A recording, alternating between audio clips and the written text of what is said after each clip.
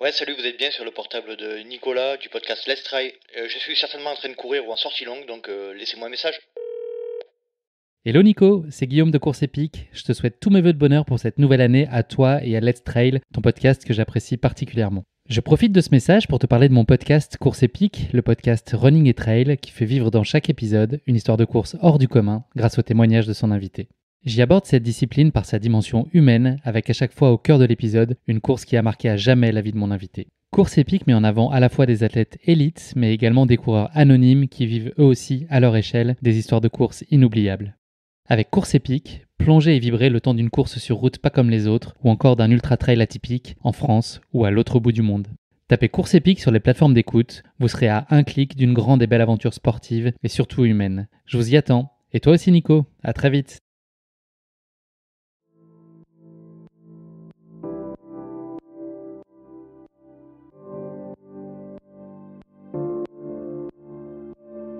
On aime quand même la compétition. Moi, c'est quand même quelque chose qui me plaît, hein, de voir tes produits portés par le vainqueur d'un trail. C'est quand même, je t'avoue que c'est hyper kiffant, hein, quand tu crées ton produit et que tu vois qu'il y a une personne qui a gagné avec. C'est Noël, ouais. Salut à toutes et à tous, c'est Nico au micro et vous écoutez Let's Try, le podcast. Dans le LTP, j'ai décidé de partir à la rencontre de toutes les personnalités qui constituent notre milieu. Organisateurs de courses, athlètes élites, bénévoles ou encore coureurs de milieu ou de fin de peloton, je souhaite, par le biais d'un entretien au format long, entrer dans l'intimité de mes invités au travers de leur histoire, de leur motivation et de leurs petits secrets. Mais avant tout, je souhaite faire de ce podcast un projet participatif. Donc pour agrandir la communauté, n'hésitez pas à parler du LTPE autour de vous. Et surtout, et c'est ce qui est le plus important pour moi, courez vite sur la plateforme Apple Podcast pour noter avec 5 étoiles et y laisser un petit commentaire. C'est ce qui m'aide à remonter dans les classements. Et passons maintenant à la présentation de l'invité du jour. Dans cet épisode, je reçois le directeur général de la marque multispécialiste Simalp.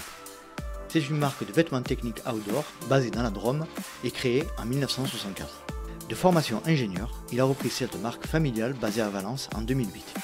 Nous allons évoquer ensemble son parcours de vie, ses études, sa prise de responsabilité, mais nous allons parler principalement de cette société qui se développe dans le milieu du trail depuis quelques années et dont les piliers sont l'aspect haute technicité de son matériel, une innovation technologique alliée à une démocratisation par des prix abordables. Je ne vais pas vous faire patienter plus longtemps et je laisse place à ma conversation avec Monsieur Lionel Marsan. Aujourd'hui, je suis avec Lionel Marsan de Simalp. Lionel, salut, je te remercie énormément de nous rejoindre sur le podcast. Bonjour à tous, merci de me recevoir. Je t'en prie, c'est normal. Lionel, dans un premier temps, comme on le fait à chaque épisode, est-ce que tu peux te présenter en quelques mots pour nos auditeurs, s'il te plaît ? Oui, alors je m'appelle Lionel Marsan, j'ai 41 ans, je suis marié et papa d'un petit garçon. Et j'habite à Lyon et je dirige donc l'entreprise Simalp. Très bien. Lionel, est-ce que tu peux nous parler de ton enfance, de ton environnement familial, de l'endroit où tu as grandi ? Alors j'ai grandi donc dans la banlieue de Romans-sur-Isère, qui est donc dans la Drôme. Famille relativement classique. J'ai un parcours scolaire assez classique également, bac scientifique, classe préparatoire, école d'ingénieur. Voilà, je suis spécialiste à la base en instrumentation scientifique, donc pas forcément prédestiné à rejoindre le sport ou le textile. Mais voilà, c'est les chances qu'on peut avoir dans la vie de changer de ce qui était prévu à la base.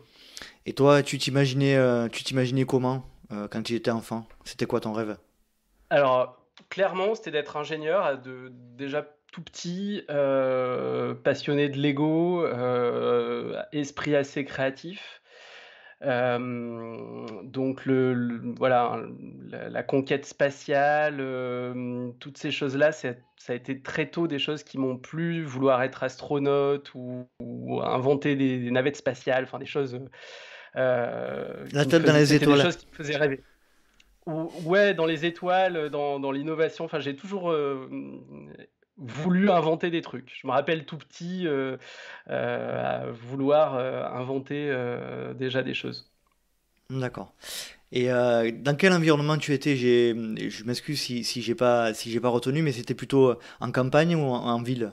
À Romans-sur-Isère, Euh, c'est plutôt la campagne, alors, entre les deux, entre les deux? Romans-sur-Isère, ville de 30 000 habitants, donc je sais pas trop dans quel environnement on doit la qualifier. C'est sûr que c'est pas une grande ville.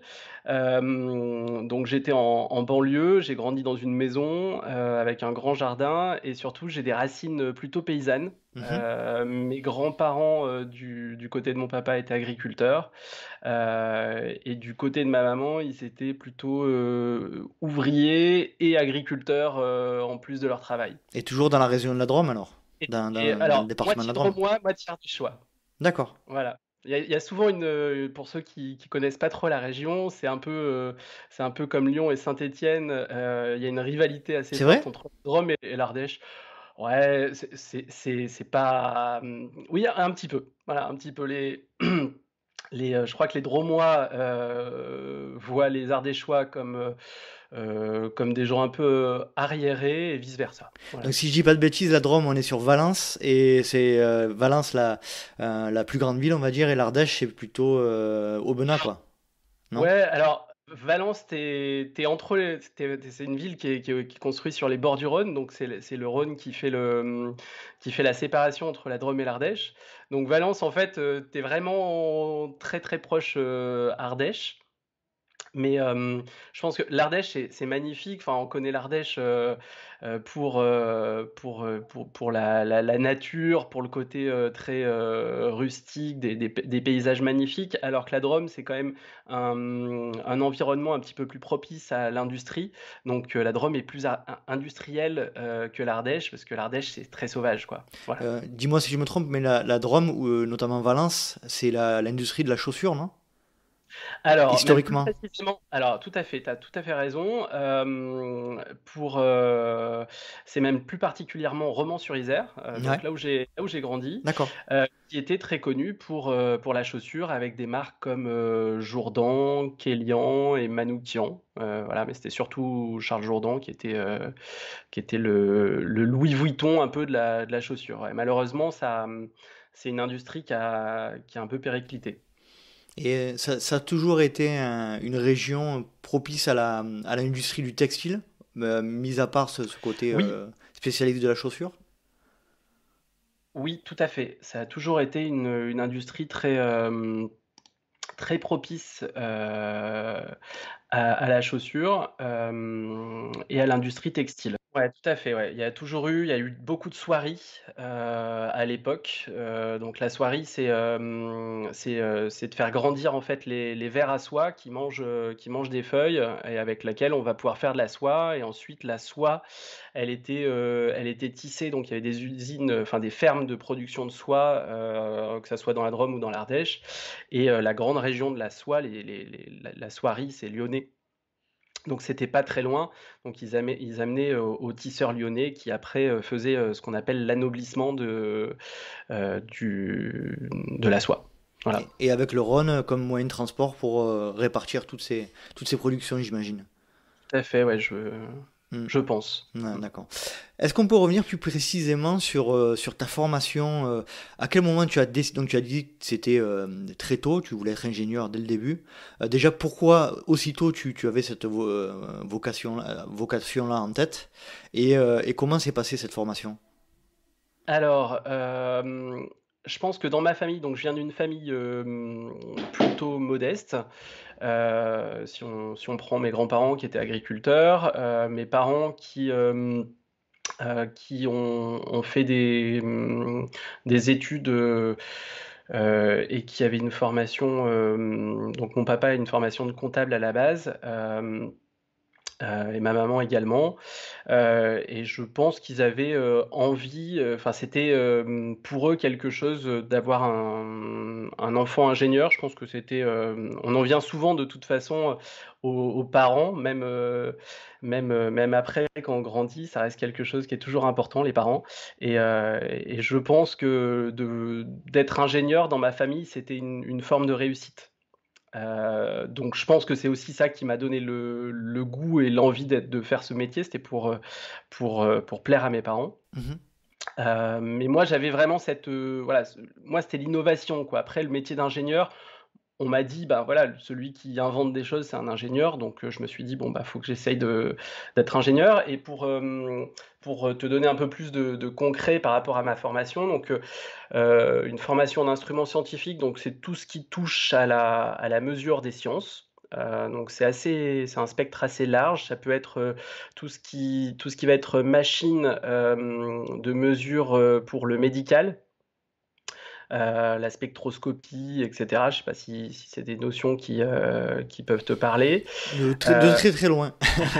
L'optique, enfin voilà, enfin, c'est D'accord. assez transverse. Et après, moi, j'ai fait une spécialisation en dernière année, j'ai fait une spécialisation en télécom. Donc j'ai Un cru point commun. comprendre que c'était voilà, que c'était quelque chose qui te parlait un peu plus. Et durant ma formation, en fait, dès la deuxième année, j'ai commencé à aller un petit peu plus loin, parce que je commençais à avoir un bagage scientifique un peu plus étoffé. Et j'ai déposé mon premier brevet. J'étais en deuxième année d'école d'ingénieur, donc c'est une formation qui dure 3 ans. Et donc j'ai déposé un brevet en deuxième année et un brevet en troisième année. D'accord. Ce qui est pas courant. Très honnêtement, je veux bien avouer que je pense que j'étais le seul. L'école où j'étais, on était un peu plus de 1000 élèves. C'était où Et l'école d'ingé où tu étais? j'étais à Lille. Ça s'appelle École universitaire polytechnique de Lille. D'accord. Euh, et, euh, et donc, c'était des innovations, tu vois, qui avaient rien à voir. Je sais pas si ça intéressera, mais Ah si si, le, justement j'allais te poser la question. d'accord. La première, en fait, comme tout étudiant, on mange beaucoup de pâtes. Et j'avais certainement des problèmes pour la cuisson des pâtes, parce que je suis un esprit créatif. Alors la contrepartie, c'est que, j'ai comment dire? Mon esprit, il est en permanence, un peu ailleurs, donc je suis assez étourdi comme garçon.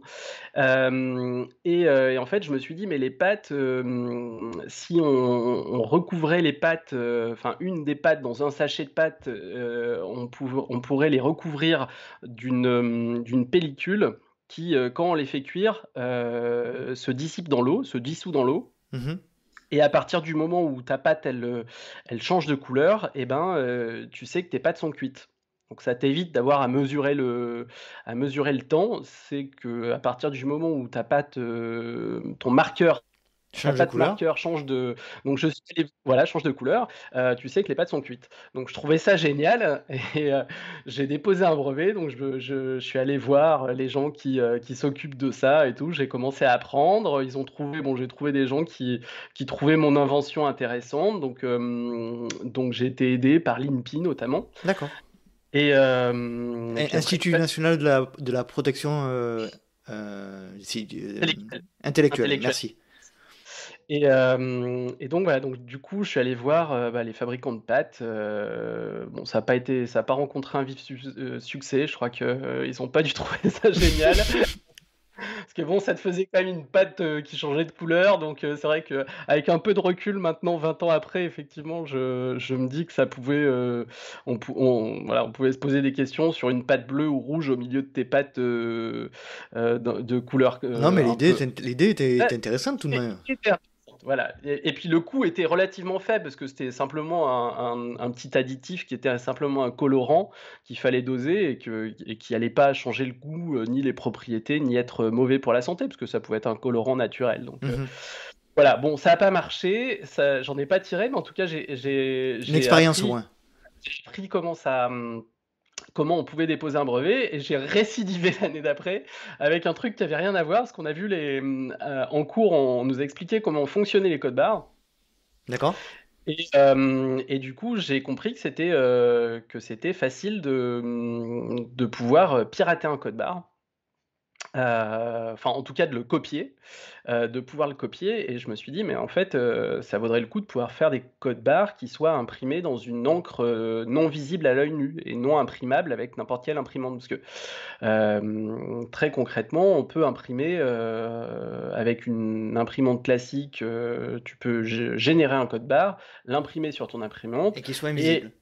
passer, bah, en tout cas, avec, n'importe quelle imprimante que vous avez chez vous, n'importe qui, relève un numéro, d'un code barre d'un sachet de riz, et si tu le réimprimes, tu le photocopies, tu le passes sur une borne dans ton supermarché, on va te dire: «C'est un sachet de riz que tu viens de me présenter», alors que pas du tout. Mhm. Donc je trouvais ça un peu facile, facilement, duplicable. Et donc, dans la même idée, j'ai réfléchi et je me suis dit: «Mais on peut aujourd'hui imprimer, avec des encres, non visibles dans le domaine, de l'ultraviolet et ça serait quand même vachement plus sécurisé». Voilà et donc je suis allé voir Carrefour et cetera et là on m'a dit: «Mais mon gentil monsieur, si on commence à demander à tous les industriels de changer leur, code barre, vous vous rendez pas compte, ça va quand même bien plus vite, d'arrêter tous ceux qui vont tenter de frauder donc niet, voilà donc second refus, fin de non-recevoir, suite à mon brevet, mais déjà 2 brevets en sortant de l'école, Ce qui est ce pas qui est déjà courant. bien. Ce qui est pas Pas courant. courant, D'accord. courant. Voilà. Et comment tu poursuis tes études? Déjà, première chose, comment tu prends ces deux échecs successifs? Est-ce que tu es déçu? Ça te renforce dans l'idée de continuer ou dans quel état d'esprit tu es? Alors, ça remonte un petit peu, parce que bon, ça fait un peu moins de 20 ans. Je pense pas que alors ça met du temps en fait, c'est-à-dire qu'un dépôt de brevet, c'est long, il faut trouver plein de trucs et tout et moi, finalement, ce qui me motive en fait, c'est le côté innovation. J'ai jamais été animé par ni la gloire, Mhm. ni le pouvoir, ni la richesse. Moi, peut-être que ça sera des sujets qui reviendront Tout après, à mais fait. Toi, c'est être le premier, quoi. voilà, c'est l'innovation, c'est amener quelque chose, c'est innover. Donc je crois pas que ça me pose un réel problème, en fait. Je comprends ce qu'ils me disent, je trouve ça juste dommage parce que je trouvais que mon innovation, elle était bien, mais je me dis: «Bon, j'en aurai d'autres». Mhm. Il y a bien un jour où ça marchera mieux. Voilà. D'accord. Et donc, pour en revenir à ta formation, comment tu termines la formation d'ingénieur et quels sont tes premiers pas dans le milieu professionnel? Ouais, alors en même temps, donc j'ai la sensation que je vais avoir envie d'être entrepreneur assez rapidement. Mon papa est entrepreneur, hein. Mon papa c'est lui qui a créé en fait, la société que j'ai actuellement. Tu en Heu, parleras plus précisément J'en juste après. parlerai voilà, mais j'ai déjà cette vocation donc en même temps en fait, que mes années d'ingénieur, je fais en même temps l'IAE, en administration des entreprises, qui me permet de me donner un vernis, sur, des matières, comme la comptabilité, le droit, les finances, enfin tous les sujets qu'un ingénieur n'a pas forcément, dans sa formation Mhm. et ce qui me prépare, à aller vers mon futur métier, qui sera à la sortie de l'école d'ingénieur, d'être chef de produit dans une entreprise, allemande. D'accord. Voilà. Tu peux parler plus précisément de ce premier poste? Ouais, bien sûr. Donc c'est une boîte qui s'appelle, donc je fais plusieurs stages, qui me plaisent pas forcément et puis j'ai l'opportunité d'avoir un poste, qu'on donne pas forcément, à un jeune diplômé. Hem et donc c'est un poste de chef de produit. Donc l'entreprise, dans laquelle je rentre, c'est une entreprise de 2 500 personnes, entreprise allemande, leader dans la connectique, industrielle. Donc mes clients vont être, des fabricants de sous-marins nucléaires, des fabricants d'avions comme Airbus, et des fabricants de trains, comme, Fevele, Alstom. Donc plutôt des sujets sérieux. Mhm. Hem Et moi, je suis l'interface en fait entre nos équipes de R&D et les équipes de R&D de mes clients. Donc moi, je suis censé pouvoir parler avec les deux et aussi avec les achats, le marketing, bref, d'être un peu le pivot en fait. Donc hyper formateur. J'ai un chef génial qui m'apprend beaucoup de choses, qui lui a plutôt un profil commercial, ce qui n'était pas forcément mon point fort, et donc du coup qui pendant 4 ans me fait une super formation et j'évolue assez rapidement dans l'entreprise. Pour être à 28 ans responsable d'une DBU de la boîte. DBU, tu peux préciser? Alors, c'est une BU, ouais, c'est en anglais, c'est la Business BU. Unit. Business Ouais, Unit. oui, ouais, c'est ça. Hmm. Business Unit, et donc c'est une Business Unit système. Donc voilà, donc un poste relativement intéressant. Et en fait, le poste, si je veux progresser, donc là j'ai 28 ans et je me dis que si je veux grandir encore, j'ai grandi assez vite dans l'entreprise et l'étape d'après, c'est le poste de DG, et là je vois bien qu'on va pas me le donner tout de suite, ce qui est bien normal. Et à ce moment-là, j'ai mon papa qui a son entreprise qui est en difficulté. Mhm. Alors je veux pas, peut-être qu'on va y Alors, revenir après. justement, transition toute trouvée. Donc, je termine un peu ton expérience professionnelle en Allemagne. Donc, tu es aux portes d'un poste de directeur général.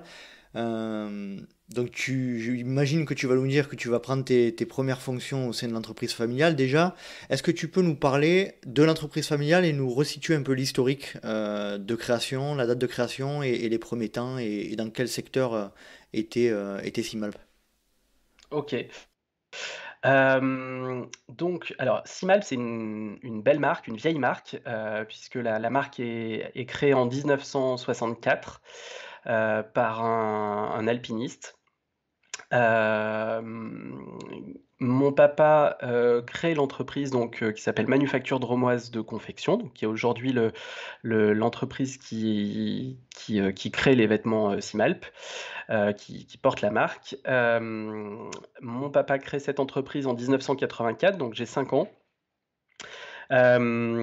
Il fait des vêtements de ski qu'il vend majoritairement en magasin et en grande surface.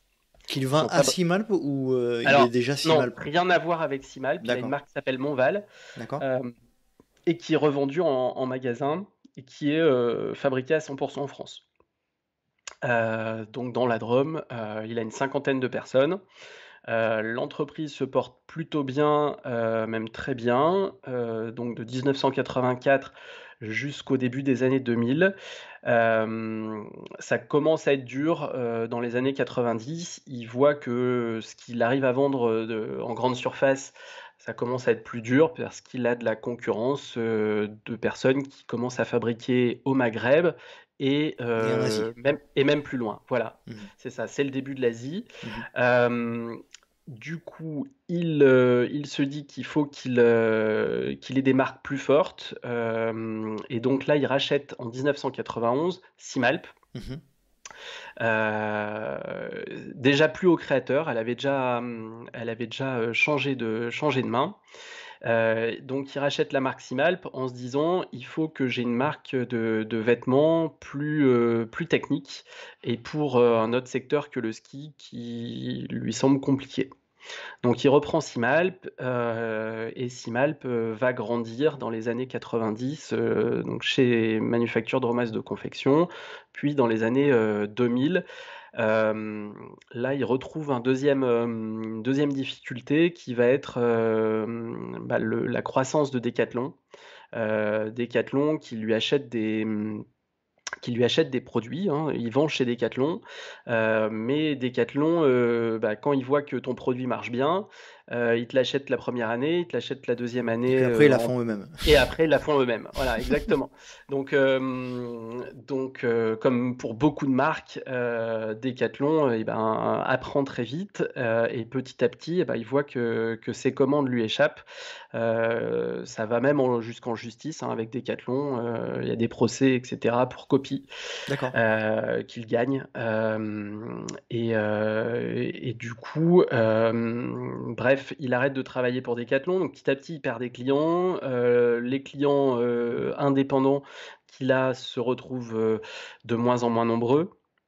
Je parle de Decathlon, mais il y a bien évidemment Intersport qui commence à faire ses propres marques, Go Sport, etc. Mhm. Bref, une montée en puissance des magasins qui possèdent leurs propres marques. Également des marques comme The North Face qui n'étaient pas présentes sur le marché français qui arrivent, et qui font que Simalp a de plus en plus de difficultés Là, on est en 2000 à peu près. Hein. Alors là, si tu veux, ça s'étale de effectivement l'arrivée des marques américaines, c'est le début des années 2000, Mhm. et puis ça croît jusqu'en 2008. Et en 2008, il me dit, écoute, Lionel, il a l'âge de prendre sa retraite, donc l'avenir me semble compliqué avec Simalp. Donc, je pense que je vais arrêter ou je vais essayer de trouver quelqu'un pour reprendre la société. Et il avait que Simalp en 2008.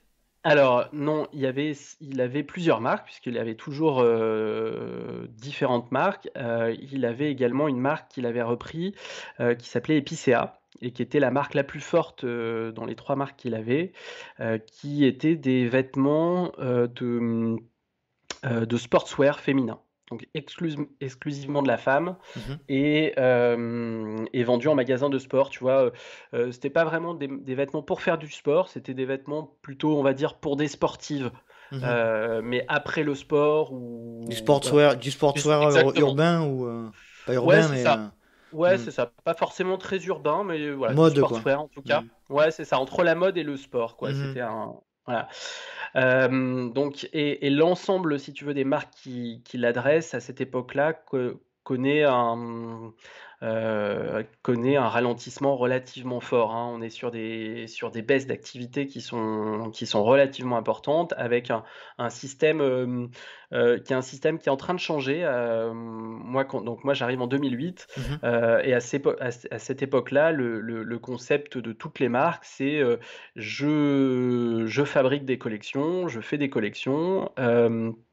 J'ai un réseau de ce qu'on appelle des représentants, donc des commerciaux qui sont multicartes, donc qui possèdent plusieurs marques, qui représentent plusieurs marques, Mhm. et eux vont revendre dans les magasins via une commission, leur rémunération se fait via une commission.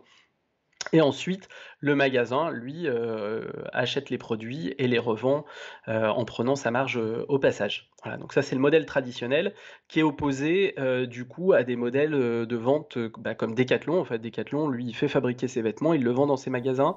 Mhm. Et Il donc, supprime l'intermédiaire. forcément, on comprend qu'effectivement, il y a des intermédiaires qui sont supprimés, et donc un prix de fabrication versus un prix de vente pour le consommateur qui a une différence moindre.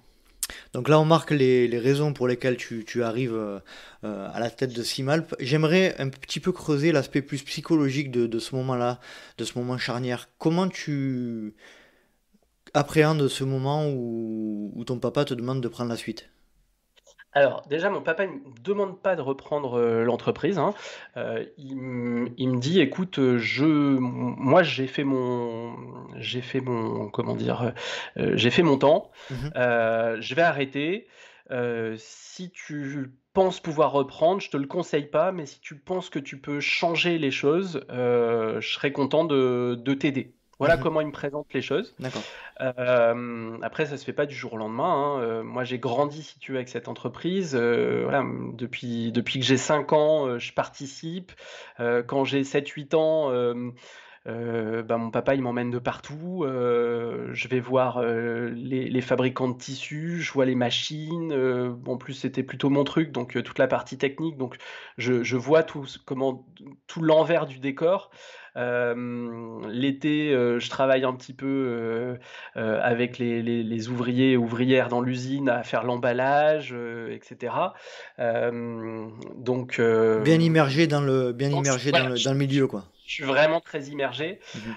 Et puis même quand je travaille, même quand je suis étudiant, voilà, je suis fils unique.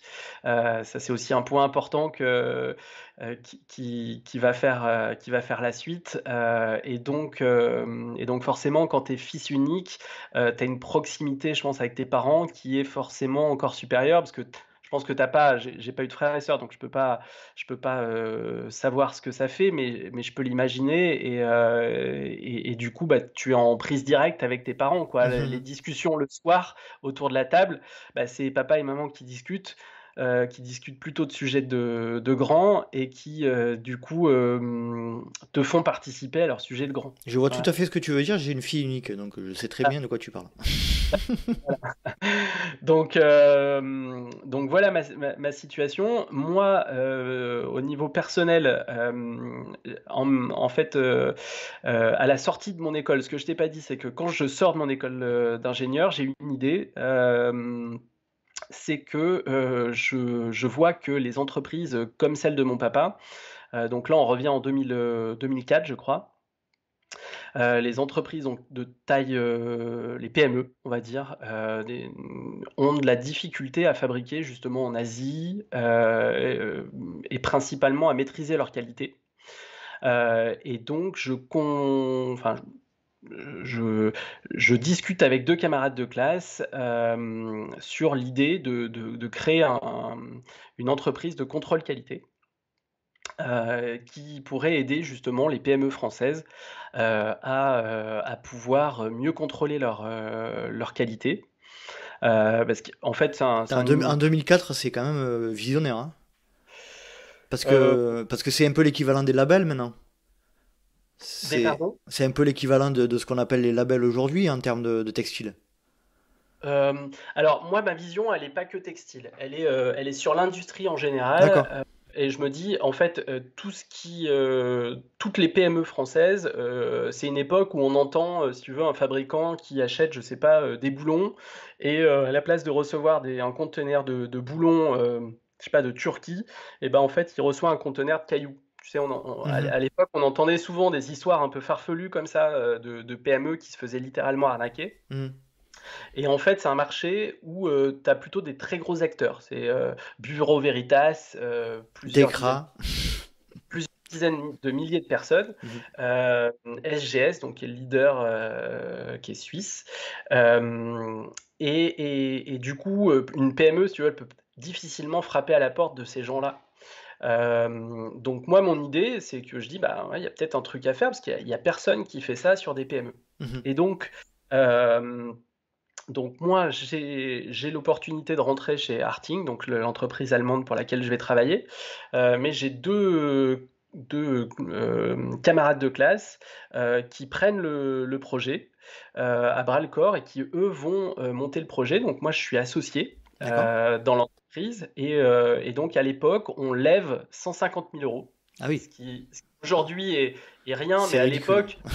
Allez, je vais pas dire que c'est Blablacar, mais On va pas loin. mais lever de l'argent, ça paraît un peu fou. Donc on va voir des fonds d'investissement. Donc voilà, on est quand même dans un domaine qui est un peu étranger pour 3 ingénieurs. Et donc on arrive à lever l'argent et on crée cette entreprise de contrôle qualité. Et moi j'arrive en 2008, l'entreprise de contrôle qualité, il y a déjà un peu plus d'une centaine de collaborateurs. Ah oui. Moi, je suis simple actionnaire. Et tu es toujours actionnaire. Alors, je suis actionnaire de cette entreprise, mais bon, la valorisation du coup de cette entreprise-là, elle est déjà plutôt, disons que en 4 ans, elle a bien grandi. Voilà. Donc, j'ai déjà un peu un petit succès. Mhm. Voilà. Même si c'est pas moi, je veux pas du tout. Voilà, c'est Ouais, mais Alexandre t'étais là à la création quand même, quoi. Enfin, je veux dire, voilà, tu as, tout à fait. Alors, t'as c'est pas moi qui. été un acteur majeur dans la construction, mais t'étais là au début pour mettre les billes aussi, quoi. Alors, exactement. Donc j'investis un petit peu d'argent. Bon, on lève des fonds. J'ai l'idée. Et puis, bah, évidemment, enfin voilà, quand tu es avec deux copains d'école, et ben t'as des conversations quand même très régulières. Je les aide du mieux que je peux, tout en étant salarié de l'autre côté. Voilà, il y a plein d'aventures qui se passent. Je vais pas te raconter tout parce que je pense que sinon on finira demain matin. Mais On te laissera passer dans le podcast de Mathieu Stéphanie, Génération Do It Yourself. c'est ça. Donc voilà, donc plein de rebondissements. On passe pas très loin de la correctionnelle à plusieurs reprises, mais bon, on s'en relève et on arrive en 2008 avec déjà une boîte qui est plutôt, qui est plutôt un beau succès.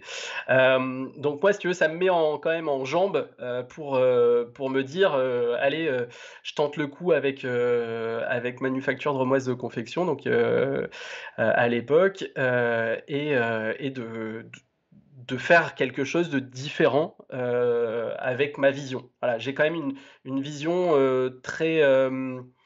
Je vois que le web, il va tout révolutionner en fait. Mhm. Ça, c'est quelque chose que je vois vraiment bien. Je vois que la vente en ligne, elle va. Pour moi, c'est acté que la vente en ligne va être un canal de distribution à part entière. Je me permets de te couper, Lionel, mais en préparant l'interview, j'ai vu une vidéo de toi sur YouTube en 2012. Ok. Alors ça fait longtemps et pas longtemps en même temps, où tu expliques clairement que, parce qu'à l'époque en 2012, on n'est pas du tout aussi loin dans le fonctionnement commercial des e-commerce qu'il y a aujourd'hui, Internet sur les téléphones, tout ça. 2012, on est quand même au balbutiement, quoi. Et toi, tu expliques clairement ce qui va se passer. Génial. Bon bah écoute. Et cette vidéo, elle est, alors tapez Lionel Marsan sur YouTube, vous la trouvez, elle est assez incroyable, je trouve. Ah ok, bah merci beaucoup. Moi, je m'en rappelais pas. Enfin, donc voilà. Donc du coup en 2008, ce que je dis à mon papa, c'est que j'ai envie de reprendre l'entreprise et moi ma vision c'est alors épicéa ça me plaît pas du tout parce que c'est de la mode et voilà c'est pas du tout mon truc. Euh, En revanche, Simalp, c'est des produits techniques. Il y a plein de choses à faire et c'est pour moi un produit qui se prête à la vente en ligne. Voilà, j'ai la Mhm. vision qu'on peut tout à fait acheter des produits de sport par Internet. Voilà, c'est quelque chose qui pour moi va se passer. Euh, bon, ça va pas être aussi simple que ce que je pensais, mais ça va arriver. Ça va arriver. Juste après, on va pas rentrer dans le détail par rapport entre Simalp et le Trail, mais est-ce que tu peux parler des premiers pas dans la reprise enfin dans la reprise, dans tes prises de fonction de Simalp? Ok. Alors, juste un petit mot sur mon parcours plutôt sportif. Donc moi, je suis pas un athlète proprement dit. Donc moi, j'ai grandi pas très loin des montagnes, hein, parce que Romans, t'es à 30-40 minutes des premières stations. Mhm. Donc, je fais un petit peu de ski alpin en compétition quand je D'accord? suis au lycée notamment.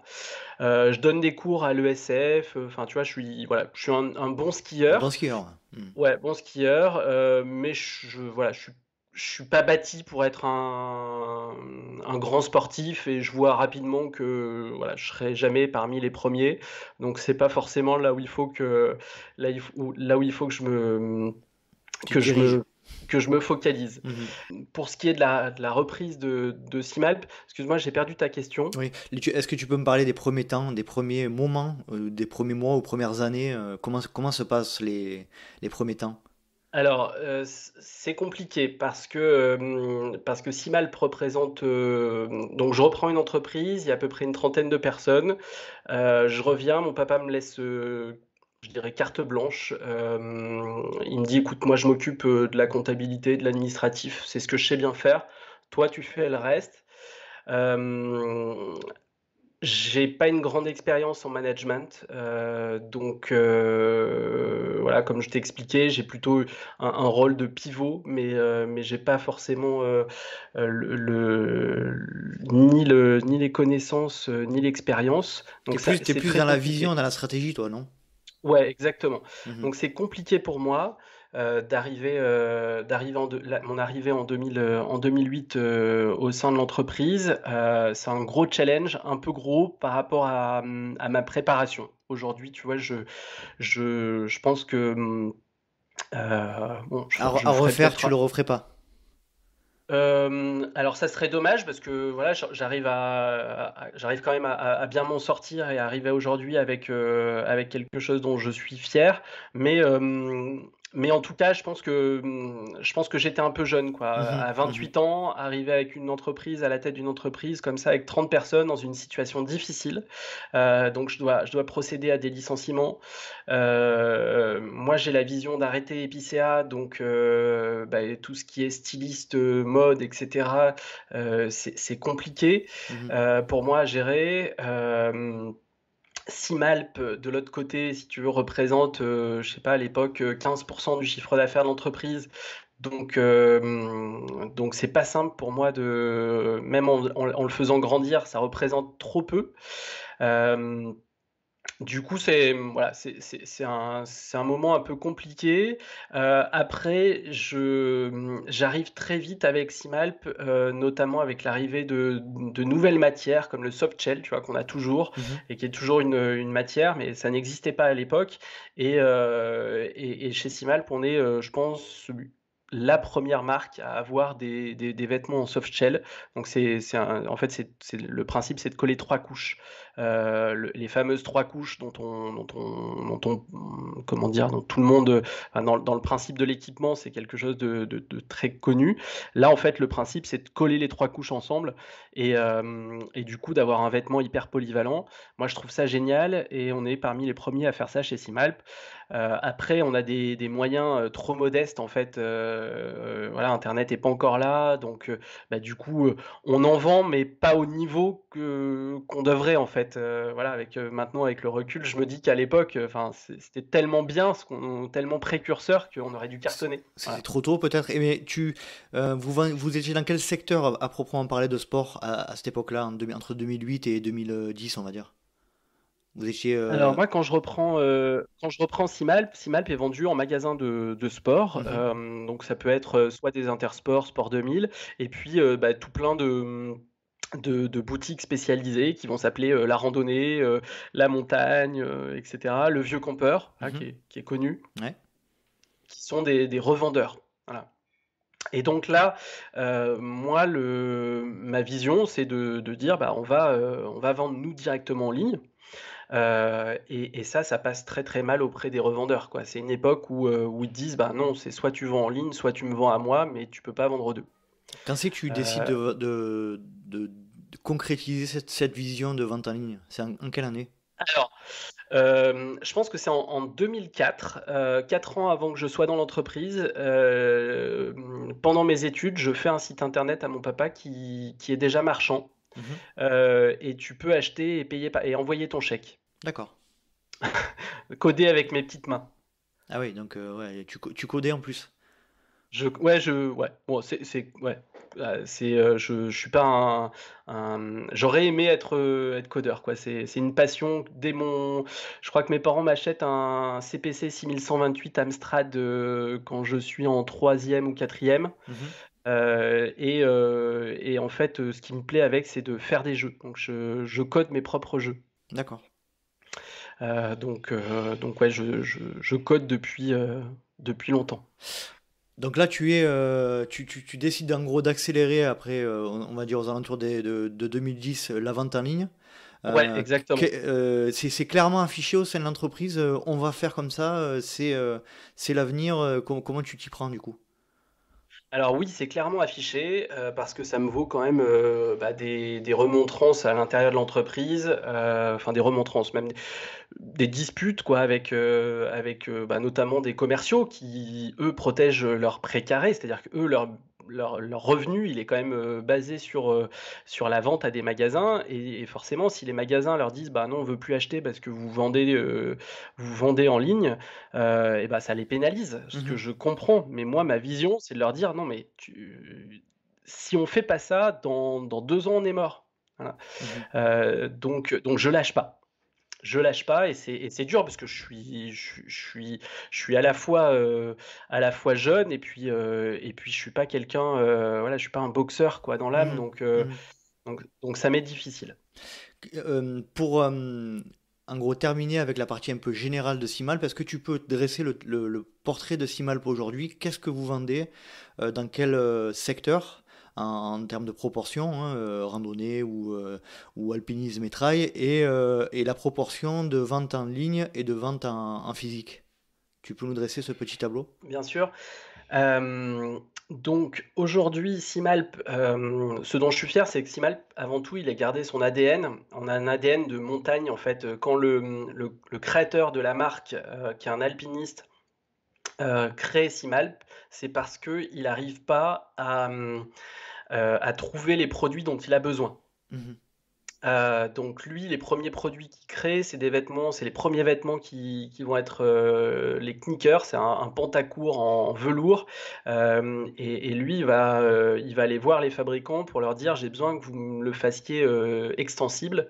Il met au point un premier tissu extensible, et il va faire les premiers vêtements extensibles qui existent, en tout cas en France. Voilà, peut-être dans le monde, j'ai pas ça date de 1964, donc la documentation elle est pas facile à trouver. Et donc il y a une ADN dès le départ de montagne et d'innovation forte. Et ça, c'est toujours le cas chez Simalp. Aujourd'hui, on fait des vêtements pour des gens qui aiment la montagne. Et on essaye d'être à la rencontre de ces gens-là dans l'ensemble de leurs disciplines. Donc aujourd'hui, mon client, ça va être autant quelqu'un qui court en montagne, que quelqu'un qui randonne, que quelqu'un qui grimpe, qui va être alpiniste et qui va faire du VTT, qui va faire... on essaye d'avoir tout le spectre. Alors, on ne peut pas avoir tout, parce qu'on est encore une trop petite entreprise, peut-être, mais on a à peu près 400 articles différents qui permettent de faire à peu près tous les sports de montagne. Donc le socle commun de Simalp, c'est la montagne, et j'ai l'impression que le deuxième socle, tu l'as dit, c'est l'innovation technique. Exactement. Voilà, c'est ce qui nous fait vibrer, c'est d'avoir des produits qui se trouvent pas ailleurs, quoi. Moi, c'est vraiment c'est ma raison de vivre. Alors, question piège que je comptais pas poser, mais qui me vient là. Quel est le produit Simalp en termes d'innovation dont tu es le plus fier jusqu'à présent? Ah ouais. Bonne question. Je dirais qu'on a les chaussures qui sont sorties il y a maintenant 3 ans. Je pense qu'ils figurent parmi les belles réussites de la marque. En tout cas, la chaussure, c'est quand même un truc quand tu fais des produits de sport qui sont Les plus complexes? ouais, qui sont à la fois complexes, mais qui sont aussi, enfin, c'est ce qui te relie à la terre, quoi. Donc je dirais que c'est presque encore plus important que les vêtements. Ouais. Euh, Là, tu parles de chaussures de rando ou de trail? Alors, chez nous, c'est les chaussures de trail que l'on a sorties, donc ça s'appelle les Drop Control 864, et qui te permettent en fait, l'idée qu'il y a derrière, c'est pas Simalp s'est levé un matin et s'est dit tiens, si on faisait des chaussures, ça serait sympa parce que ça complète très bien notre gamme de t-shirts et de shorts. Non, l'idée c'est de se dire on est parti d'un concept, c'est un moment où je rencontre Arthur Molik, donc qui est un médecin sur la Saint-Élion. On discute ensemble, il me parle des problématiques qu'il rencontre, qui sont de beaucoup de sportifs qui se blessent parce qu'ils ont des chaussures, donc plutôt des marques américaines, qui nous ont habitués à des drops hyper élevés, qui pour certains coureurs ne conviennent pas et font que ces coureurs-là vont se blesser. lui, il me dit, voilà, moi, je pense que j'ai à peu près un quart des sportifs. Lui, il est plutôt, donc c'est un médecin qui, d'ailleurs, je le salue s'il écoute ce podcast parce que c'est devenu un ami. Et il est venu habiter à 1,5 km de là où j'ai grandi, D'accord. alors qu'il était à Lyon quand on s'est rencontrés. Donc c'est vraiment une coïncidence marrante.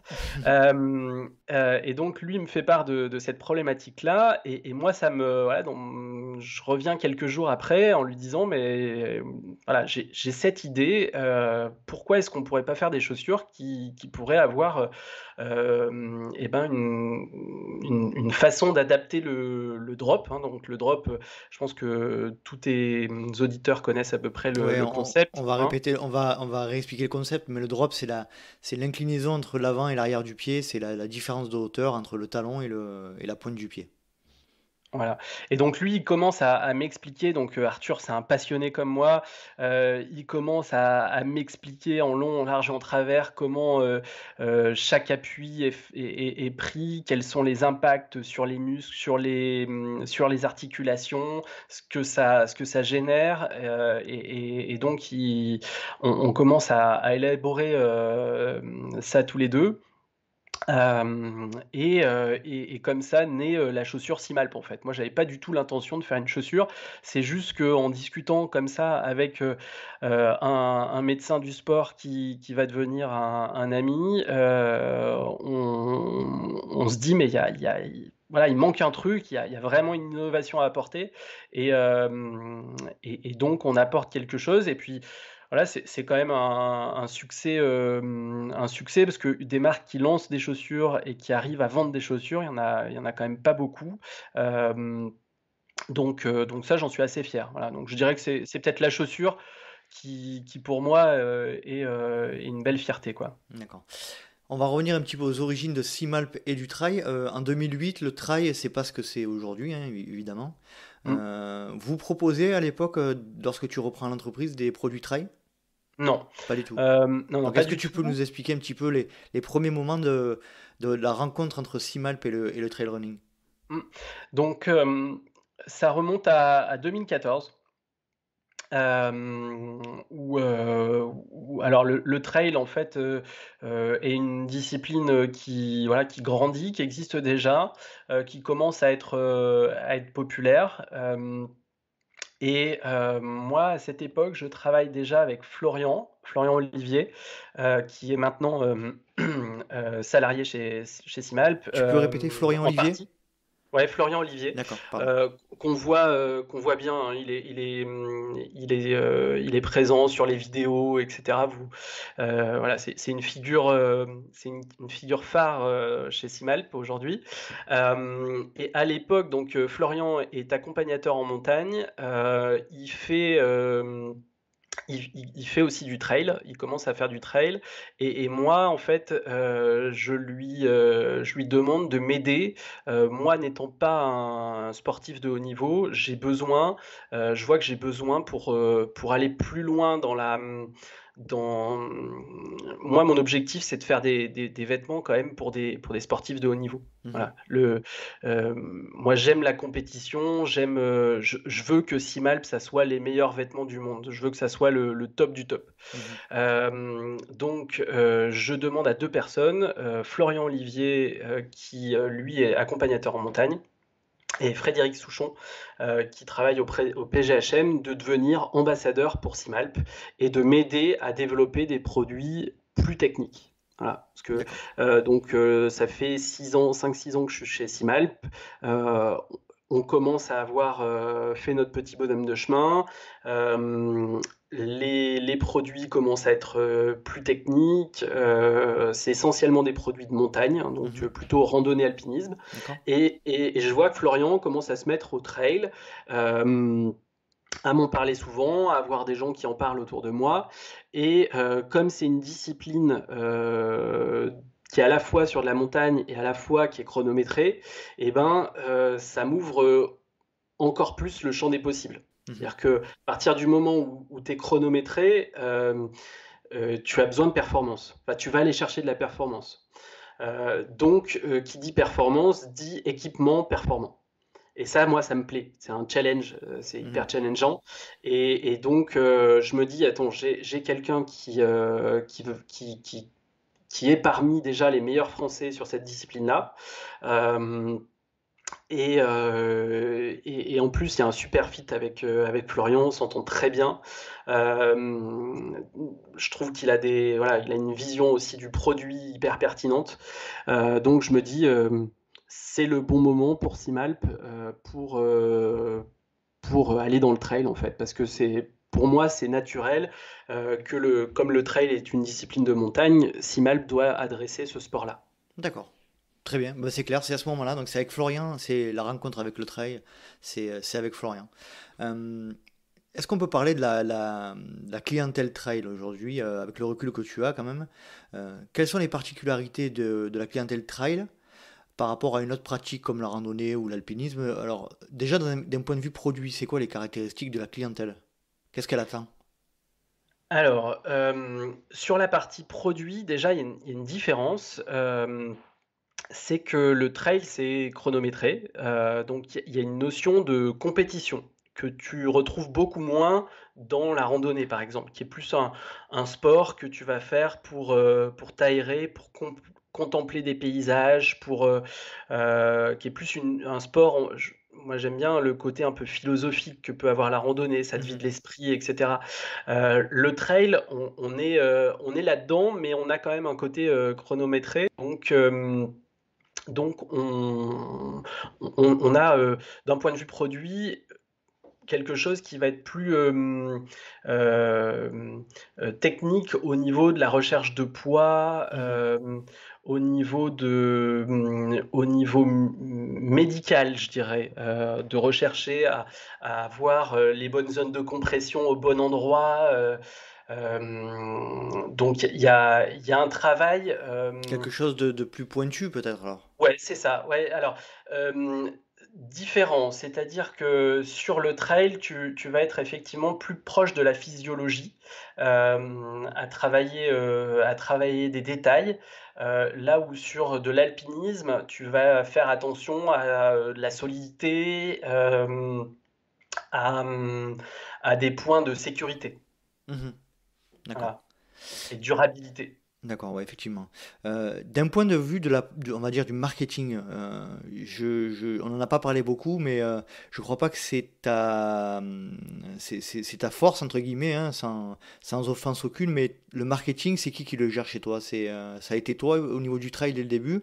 Et quelle est l'approche du point de vue marketing par rapport au trail? Alors, au niveau du marketing, effectivement, tu as complètement raison, hein, chacun ses points forts et ses points faibles. Moi, c'est pas mon point fort.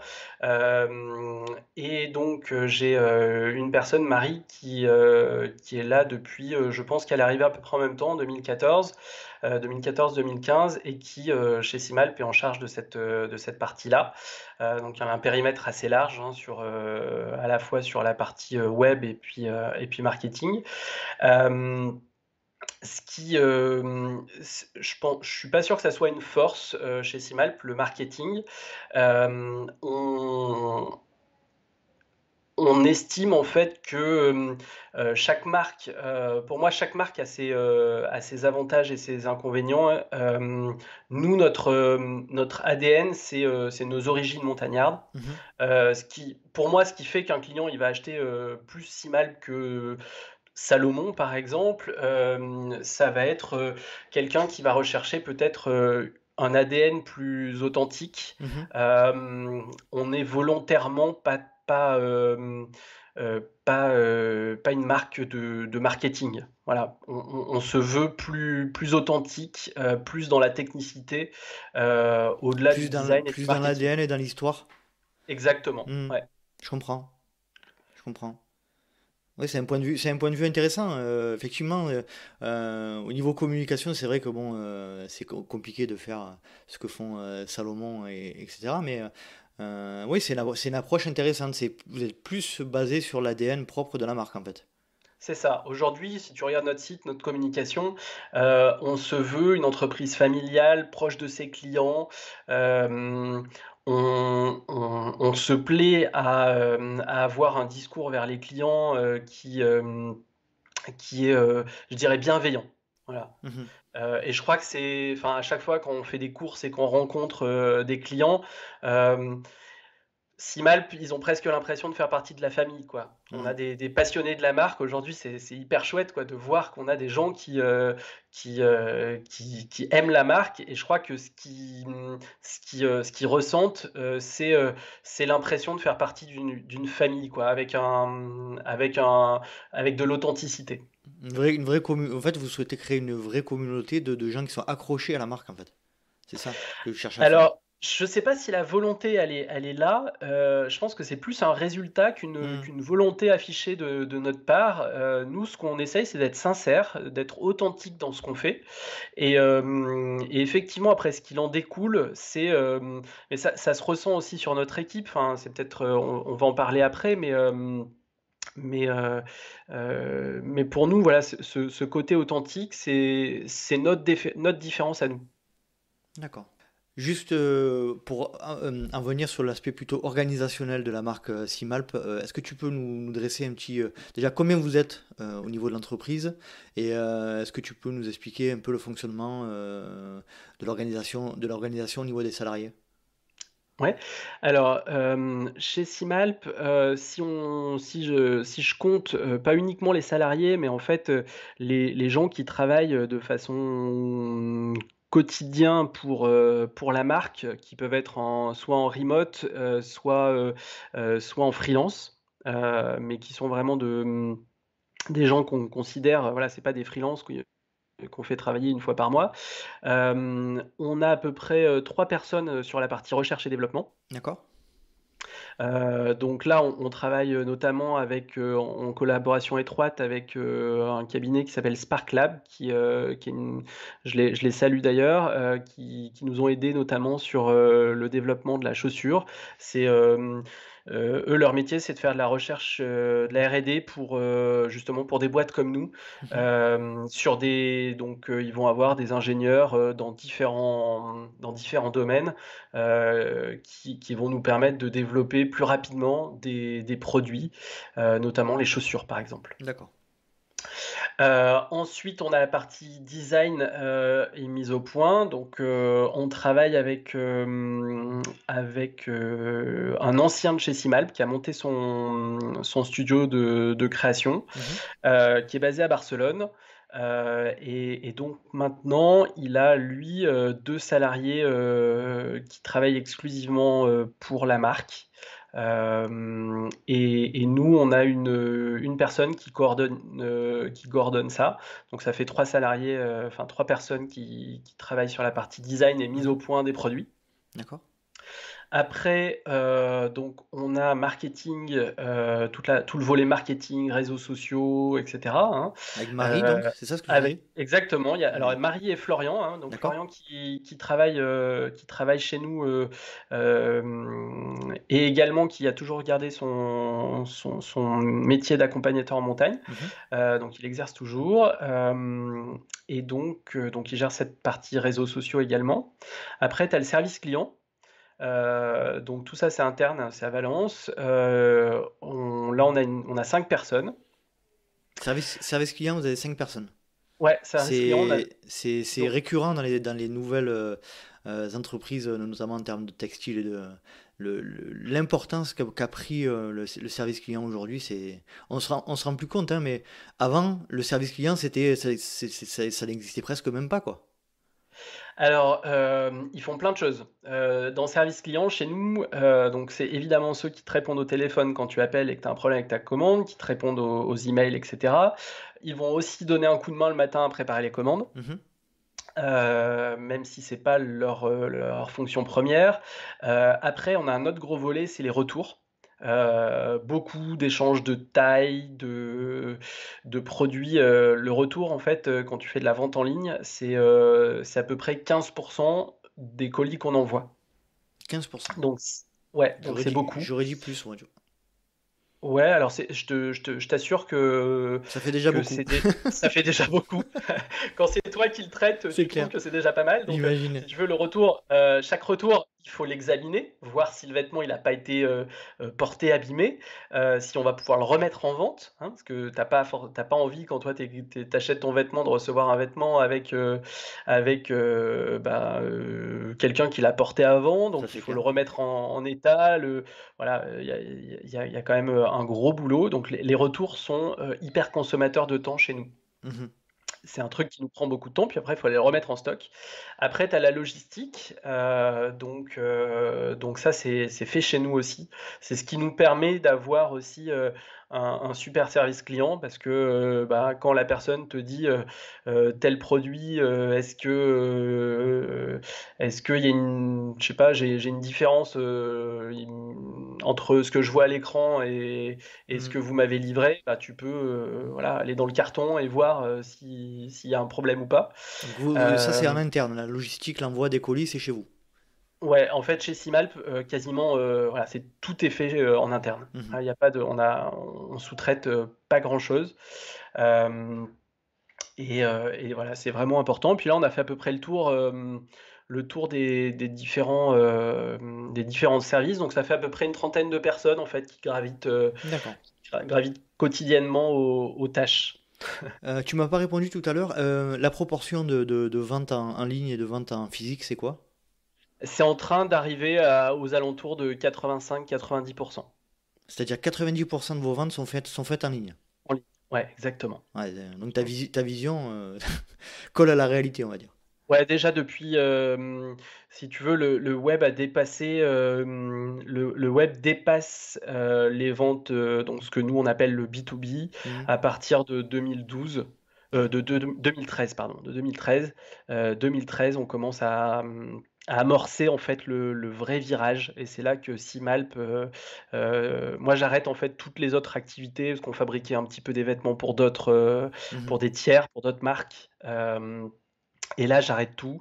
En 2013, Simalp est sur la rampe de lancement. 2013, je peux peut-être dire une bêtise, mais c'est la période où il y a le pape et Aaron qui arrivent? Ou ils arrivent C'est avant? possible. C'est possible. Je t'avoue que moi, en 2013, je suis plutôt sur la rando. Mhm. J'ai pas encore commencé le trail, donc le pape et Iron, c'est pas forcément dans mon monitoring. Mhm. Euh, Et puis, quand bien même, je me dis que de toute façon, même sur la randonnée, il y a plein d'acteurs qui arrivent, hein. Mais en fait, on m'a appris que, si tu avais pas de concurrence, c'est que tu avais pas de marché. C'est tout à fait. Ça, c'est, Ça, c'est voilà, c'est l'expérience qui commence à arriver. mm, Voilà. c'est clair.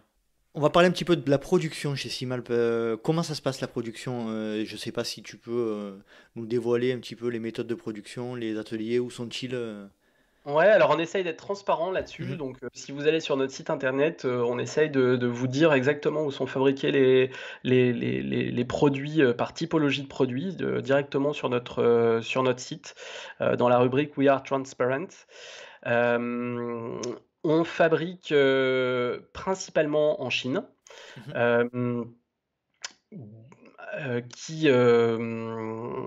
avec laquelle on a un partenaire en fait. On fabrique pas dans 15 usines en Chine, on fabrique dans une usine, quelqu'un que je rencontre dès mes débuts, dès mon arrivée dans l'entreprise, qui va devenir mon partenaire en Chine, avec qui on va monter l'usine et avec qui je partage les mêmes valeurs. Mhm. Donc souvent, quand on dit on fabrique en Chine, les gens ils voient des gens malheureux, des enfants en train de produire. Voilà, c'est pas du tout le cas. Et en plus, avec le partenaire que j'ai en Chine, qui a la même vision que moi, on va grandir tous ensemble et on va permettre à tout le monde de grandir et de mieux vivre. Donc aujourd'hui, à peu près 80% de notre production de vêtements, elle est faite dans la même usine. C'est une usine qui est, on peut dire, à la pointe de la technologie, quoi. Ils ont les meilleures machines qui existent aujourd'hui sur le marché, qui sont des machines japonaises. Ils ont une cantine bio le midi. Donc le midi, ils mangent sur place. Il faut savoir que c'est une usine qui est basée entre Shanghai et Pékin. Et c'est dès le début, c'est des gens en fait qui, contrairement aux usines du sud, où ils font venir des gens et il y a des dortoirs, là c'est des gens qui rentrent chez eux le soir, ce qui nous permet d'avoir une production beaucoup plus stable, parce que du coup c'est des gens qui, comme toi et moi, voilà, se lèvent le matin, vont au travail et rentrent le soir. Et dès le début, on fait en sorte de se dire, si on veut réussir, il faut que tout le monde soit impliqué dans l'aventure. Et c'est ensemble qu'on gagnera. Et le message passe bien. On paye, enfin mon partenaire dans l'usine paye un petit peu plus les gens dès le début. Mais ça nous permet en fait d'avoir une super stabilité, d'avoir des gens qui croient en ce qu'ils font. Et du coup, on n'a jamais, écoute, maintenant ça fait déjà plus de 10 ans, j'ai jamais eu un problème de qualité chez Simalp où tu te dis toute ta prod elle est foutue, quoi. J'ai jamais eu un seul souci. Et ça j'en suis particulièrement fier, quoi. On peut parler un petit peu de sustainability, d'écologie dans le milieu du textile. Qu'est-ce que vous souhaitez faire et mettre en place dans les années à venir, ou ce que vous mettez déjà en place aujourd'hui? Alors, ça, c'est quelque chose qui, pareil, en fait, moi, j'ai la vision. Alors ça, c'est aussi mon expérience en contrôle qualité qui fait que tu comprends un petit peu mieux comment est-ce que tu peux mettre en place des process qui vont réduire les pertes, qui vont permettre de moins gâcher, qui vont permettre d'améliorer les process. Et je demande très tôt à mes fournisseurs de tissus. Donc nous, si tu veux, on est très intégrés chez Simal. C'est-à-dire que moi, je vais chez les fabricants de tissus, leur dire ce que je veux comme fibre, comment je veux les tisser, etc. Donc on rentre vraiment dans le détail. D'accord. Ça, il y a peu de marques, même des grandes marques. Les grandes marques, en fait, elles sont plutôt à avoir des fournisseurs qui leur apportent des tissus tout prêts, à dire mettez-moi celui-là plutôt que celui-là, quoi. Donc nous, on va dans le détail, et moi, je leur dis écoutez, si on travaille ensemble, il faut qu'on grandisse ensemble. Et on fait un partenariat comme ça aussi avec une entreprise qui aujourd'hui, je crois qu'il doit avoir plus de 1000 salariés en Chine, et qui à l'époque, je crois que quand on se rencontre, ils doivent être à peu près à 50 personnes. Et je leur dis, moi, j'ai besoin de produits techniques et j'ai besoin que vous arriviez rapidement à avoir le label Blue Sign, qui est un label mis au point par une entreprise textile suisse qui s'appelle Scholler. Et qui est tout un process, en fait, c'est pas juste une norme, si tu veux, qui te dit voilà, faut que tu fasses ça. Non, c'est tout un process industriel qui te permet, en fait, si tu la suis, de pas fabriquer, de pas exploser tes coûts, d'être, je dirais, à 10% près, à peu près dans le même ordre de prix. En revanche, d'être 90%, 95% de là où par rapport à là où on est parti, de réduire ton empreinte. Il faut quand même savoir que l'industrie textile, c'est la deuxième, je crois, industrie la plus polluante au monde. Ouais. Donc, la première, c'est... je sais plus. alors, c'est pas la première d'ailleurs? alors là, je dirais, je crois que c'est la deuxième. Peut-être que c'est quand même l'industrie du pétrole avant. Ouais. Bref, en tout cas, ça fait partie des plus polluantes. Qu'est-ce qui est polluant? C'est tout le traitement que tu vas faire, si tu veux, quand tu fabriques ton vêtement. En gros, tu as une machine à coudre. Enfin, tout le monde voit à peu près comment on fabrique un vêtement. On coupe, on a des déchets de tissu. Mais après, dans la couture, l'assemblage, la finition du vêtement, t'as pas grand-chose. En tout cas, très polluant. La partie polluante, elle est en amont, elle est sur ton usine qui te fabrique ton tissu. Donc c'est là où il y a le plus gros potentiel. Et La donc, c'est pour coloration ça. notamment, non? Alors, la coloration, et puis en fait, ton tissu, il y a beaucoup d'après. Les apprêts, c'est ce qui va te donner le toucher du tissu. Tu peux avoir plein de finitions possibles. Enfin, c'est infini comme. Tu peux avoir un toucher sablé, donc qui va être un petit peu rugueux. Tu peux avoir au contraire un brushed, donc brossé, qui va te donner un toucher doux, tu vas avoir la finition, ce qu'on appelle le durable water repellent, qui est le traitement qui te permet à l'eau de glisser sur le tissu. Donc tout ça, c'est des traitements qui sont à l'époque très polluants et qui sont aujourd'hui beaucoup, beaucoup, beaucoup moins. Je pense que c'est de l'ordre de 1 à 10, quoi, le facteur qu'on a gagné. En demandant à notre usine de passer les étapes pour arriver je crois que c'est en 2018, pardon, où l'entreprise a le certificat BlueSign. Et donc 100% des tissus qui sortent de cette usine-là sont BlueSign. Alors, on a des tissus avant cette date-là qui sont BlueSign, parce qu'on achète des tissus chez des gens qui fabriquent pour les plus grands, qui sont au Japon, en Corée, etc., et qui, eux, sont BlueSign déjà depuis, je sais pas, peut-être 2010-2012.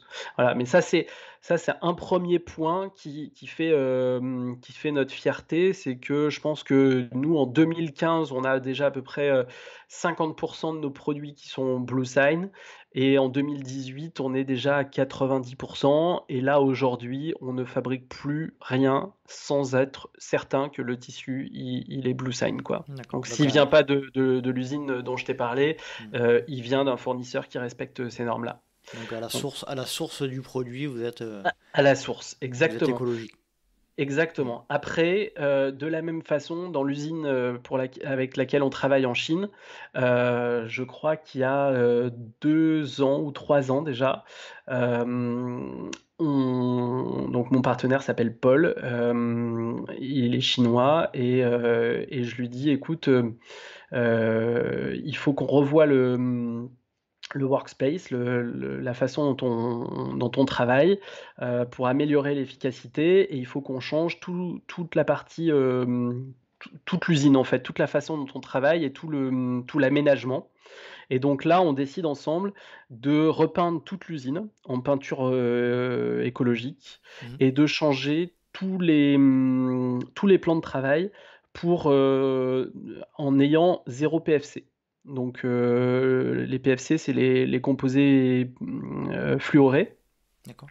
Et donc, on a depuis, pareil, à peu près 2018, notre usine. Donc les gens qui viennent travailler, c'est pareil, si tu veux, pour eux, trouve une usine en Chine qui te sert des repas hyper équilibrés, hyper healthy, avec une origine sur tes légumes, et des murs où on te dit, bah voilà, nous on est attentif sur tes conditions de travail, et on te le prouve dans ce qu'on fait tous les jours pour toi. Il y en a peu. Je pense que là-dessus on est effectivement assez précurseur. Et nous, alors, ce qu'on peut peut-être nous reprocher, c'est qu'on ne fait pas assez de greenwashing. On ne dit pas assez les choses. Là, tu vois, par exemple, aujourd'hui même, on vient de recevoir notre production donc on envoie notre empreinte carbone, elle est de la fabrication du tissu jusqu'à la livraison de ta pochette chez toi. Et là, à partir de, je pense, des jours qui viennent, on va mettre en circulation des enveloppes qui sont fabriquées à partir de plastique 100% recyclé et qui sont 100% recyclables. Voilà, dessus, elles sont facilement, voilà, vous allez les voir sur le Facebook là, de Simalp, on va communiquer dessus parce qu'on est super fiers. C'est un travail je pense, de 2 ans, pareil, avec le fournisseur qui nous fournit nos enveloppes. Il faut savoir quand même qu'on envoie 50 000 commandes en 2019. Oui. Donc ça fait du plastique. C'est voilà. Et du coup, ça nous tenait à cœur de pouvoir réduire notre empreinte là-dessus. Et voilà, c'est chose faite depuis. On a reçu nos pochettes, je crois, hier matin. Tout ce que vous êtes en mesure de faire, vous le faites, quoi, en gros. Ouais, c'est ça, exactement. Et on a encore plein de choses à faire, c'est ce Bien qui sûr, est bien sûr. génial. Et c'est ce qui est parfois, c'est vrai que quand tu parles de cet aspect durable, c'est dur parce que tu sais que tu fais pas bien en fait. Tu sais que aujourd'hui, on ne fait pas encore assez on voit que notre planète, clairement, on va dans le mur. On voit qu'on en fait tous pas assez collectivement dans la façon dont on vit, etc. Et qu'il faut qu'on aille encore plus loin, plus vite. Mhm. Mais si tu fais rien, c'est pas une solution non plus, quoi. Bah, si tu fais rien, c'est la décroissance. C'est la décroissance et il y a peut-être des conséquences plus graves que de produire. Après, bon, c'est un sujet vachement plus Ouais, c'est ça. vaste, hein. Là aussi, on va pas finir avant Ah, d'en c'est atteindre. clair, c'est clair. On va revenir un petit peu sur l'aspect trail running et Simalp. Quelle est ta vision du marché particulier du trail dans les 10 années à venir? Je pense que c'est encore un sport qui est en pleine croissance, hein. On est déjà en France. Faut savoir qu'en France déjà c'est un gros marché le trail. Nous on a développé l'international là depuis à peu près 1 an. On vend en Espagne, en Italie, D'accord? en Angleterre. Donc ça nous permet d'avoir aussi une vision un peu plus large du monde du trail. La France, on est clairement en avance, quoi. On est un grand pays de trail. Ça, c'est clair. Après, On a le terrain de jeu aussi, hein. ouais, ouais, c'est sûr. Ouais, mais tu as aussi le terrain de jeu en Italie, tu as Aussi, aussi c'est vrai. en Allemagne, en Autriche, etc. Et il y a quand même moins ce développement. Bon, c'est en train d'arriver. Donc, sur le marché, je pense que le marché, il va encore continuer à grandir. Et nous, c'est aussi pour ça qu'on veut aller dans les pays à côté de chez nous. C'est parce que on pense qu'on peut faire une proposition de valeur différente des marques traditionnellement établies, hein. Voilà, on est clairement un petit poussé dans le secteur, mais c'est aussi ce qui plaît à nos clients, je crois, parce que voilà, ce fait qu'on n'a pas forcément envie d'avoir la même marque que tout le monde, quoi. Mhm. Euh, Mais justement, est-ce que le développement à l'international, ça vient pas un petit peu contrecarrer le fait que tu souhaites faire une marque familiale? Alors, non, je pense pas parce que, à l'international, on y va avec nos moyens. Mhm. On n'y va clairement pas, avec les mêmes moyens qu'un The North Face arrive en France. Donc on crée des partenariats, on fait ce qu'on sait faire et hem et je pense, enfin, voilà, hormis si Kylian Jornet, vient courir chez Simalp, l'année prochaine, Hem, voilà, on sera pour l'instant, on reste dans notre, dans comment dire? À notre taille, quoi. Mhm. Ah, c'est clair, je comprends. Euh, J'aimerais parler d'un dernier petit sujet. Ça fait déjà, oula, 1h37. Tu as battu le record de l'épisode le plus long. Euh, Est-ce que tu peux parler un petit peu de la communication, notamment des réseaux sociaux, de l'influence et du sponsoring d'athlètes? Comment vous vous positionnez par rapport à tout ça? J'en ai parlé un petit peu tout à l'heure avec Johan, me semble-t-il. Avec Florian, tu veux Florian, dire? pardon, excusez-moi. Non, pas de Florian. souci. Donc effectivement, c'est Florian qui est notre team manager. Comme je te le disais, on a la volonté, on aime quand même la compétition. Moi, c'est quand même quelque chose qui me plaît, hein, de voir tes produits portés par le vainqueur d'un trail. C'est quand même, je t'avoue que c'est hyper kiffant, hein, quand tu crées ton produit et que tu vois qu'il y a une personne qui a gagné avec. Ah, ça doit faire quelque chose. C'est Noël, ouais. Donc, euh, donc voilà, donc la team, elle existe depuis 2016. Chez Simalp. Il y a un petit mercato chaque année. On essaye de petit à petit de faire entrer des gens qui. Donc la team chez Simalp, c'est à peu près une dizaine d'athlètes. Petit coucou à Amandine Ferrato. Ouais, exactement. Des athlètes qui portent des valeurs. Bah, tu vois, Amandine est un super exemple Elle est drômoise en de plus. Alors, elle est drômoise, mais je dirais que c'est même pas forcément ce qui la rapproche le plus de nous. Ce qui la rapproche, c'est son sourire, c'est sa bienveillance, voilà, c'est les valeurs qu'elle porte, et c'est ce qu'on vient chercher chez les athlètes. Donc voilà, c'est clairement la team, c'est un vecteur de choix pour notre animation réseau. Donc on essaye d'avoir voilà, les meilleurs athlètes possibles. Et petit à petit, voilà, on grandit. On n'aurait pas pu, clairement, en 2016, avoir certainement Amandine Ferrato. Aujourd'hui, c'est le cas. Aujourd'hui, on a quand même des athlètes d'un niveau, comment qualifier, on a des athlètes internationaux.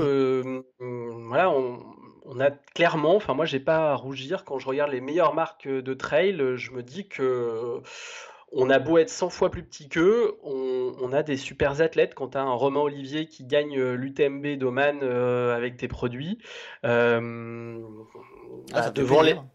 les meilleurs athlètes, voilà, pour pas les citer. Donc on a cette volonté, et donc c'est Florian qui gère ça. On fait alors tu vois, je sais pas, je pense que les athlètes ils viennent chez nous aussi pour l'ambiance. On fait des week-ends où on fait du sport, mais pas que. On va manger ensemble. T'as pas le droit de le dire parce que toutes les marques elles disent la même chose avec leurs athlètes. Hein.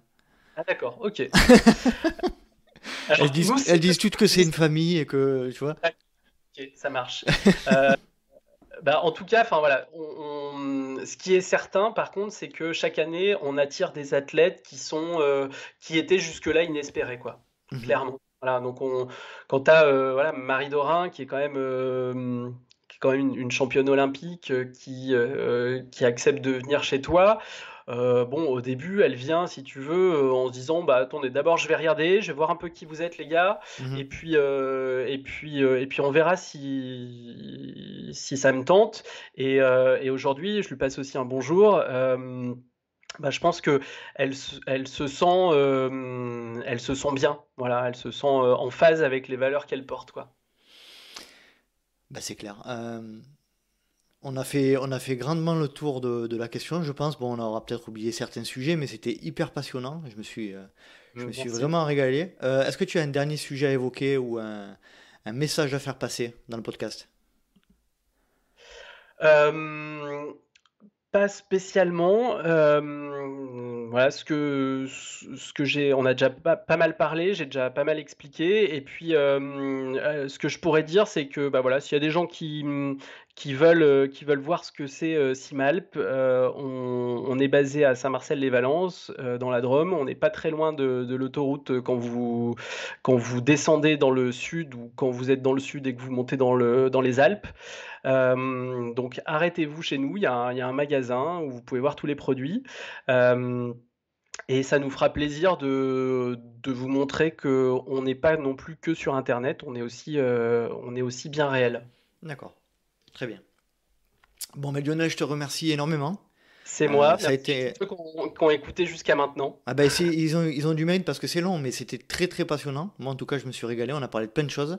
C'est des sujets qu'on a abordés ce soir, dont on ne parle pas souvent, puisque là j'avais l'impression un petit peu d'être Mathieu Stéphanie dans cet épisode, donc je me suis éclaté. J'espère que les auditeurs ont apprécié aussi. Donc, tu m'as dit que tu l'appréciais, donc je prends ça comme un compliment. J'adore.